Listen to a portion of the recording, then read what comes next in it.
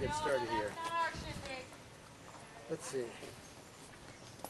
So we're here in Ferndale. How many years have you been coming here? About 7, 8 years? You know, 7 or 8 years now. Yeah.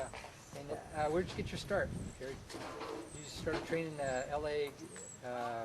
Mounted Police Force. You know, I worked for L.A. for a long time training police horses, but my start really came as an early age. You know, my daddy liked to log for a living, so he was really, he really liked the mules and the horses, and at that time, you know, he made a living, or tried to, in Missouri with that concept, but, you know, it was a hard way to make a living, and he loved it, but he'd get broke, and then he'd have to go to town and get a job, and then he'd get a little money and go back to the timber and work till he got broke again. It was just something he loved. But we had some exposure of that as a young kid, and then, you know, I graduated from high school, and my older brother taught me how to shoe horses, and I did a lot of trading and training and shoeing, and my brother was a good horseman, so he taught me a lot of things, and then I just kept progressing to today.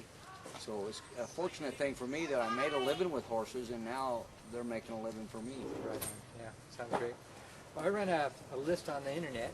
We call it Mulesonly. We talk about training mules, and mostly for riding, but there's some packers and drivers as well. And been asking this week what kinds of questions to ask of you. They like the video of Rachel, the Troubled Mule, but yeah, she did a lot of good stuff with Rachel on that one. And so a couple questions that came in. One was from Shirley in Iowa now. She was just getting started, doesn't have her own mule yet, but she wants to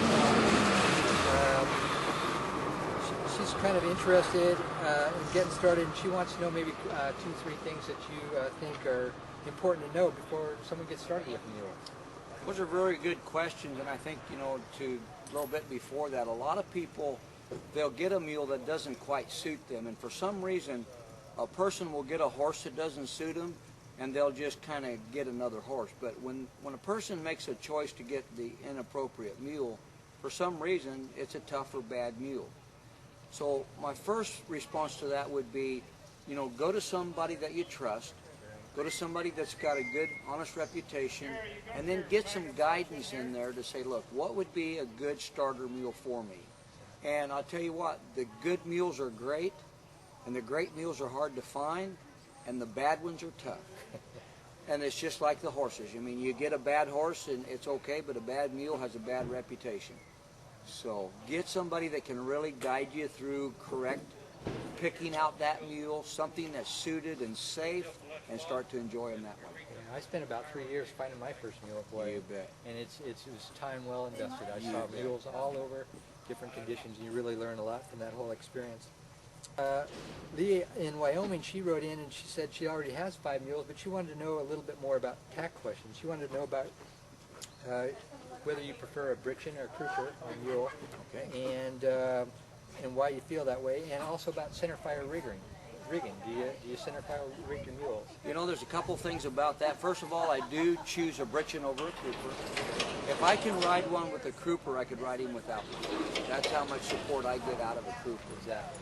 A Britchen does 2 purposes for me. One, it holds my saddle in place. And the second benefit of a Britchen is you get to bring your cinch back from the elbow if you start to gall on a long ride or something. And you can actually relocate your cinch while you keep your saddle in proper position. From the lower quarter strap. From the lower quarter strap. And it's a great tool. As far as the Britchens, I prefer them much more than the Crouper.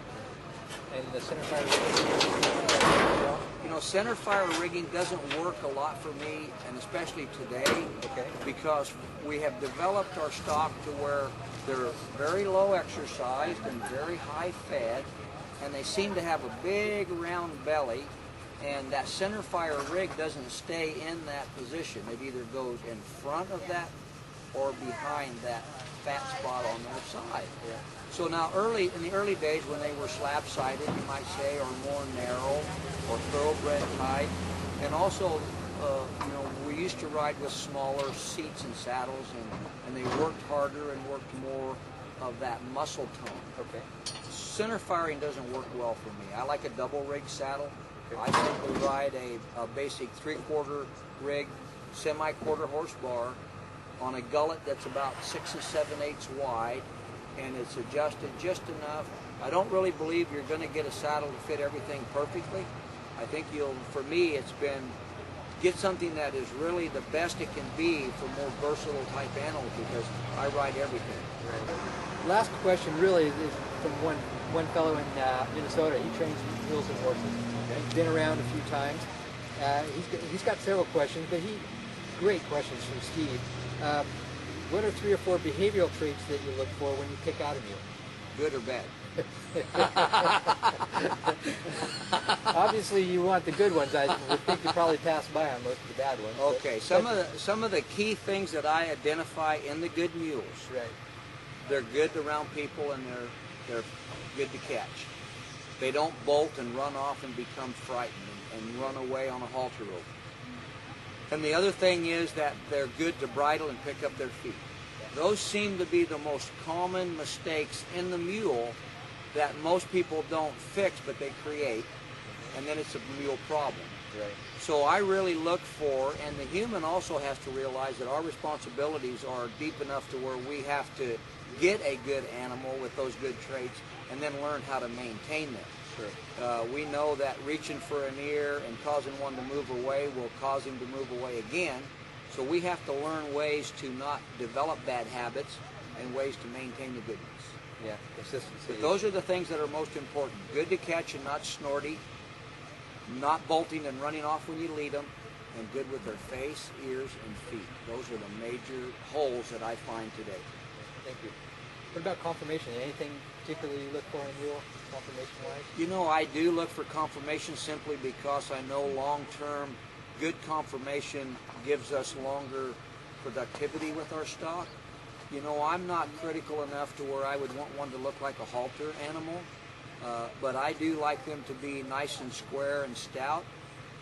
I like them to have, you know, a nice foot on them and a decent bone. I like kind of a smaller bone, mid-sized saddle mule. Personally, I don't ride the big heavy bone mules. They seem to be a little more sluggish and slower for me.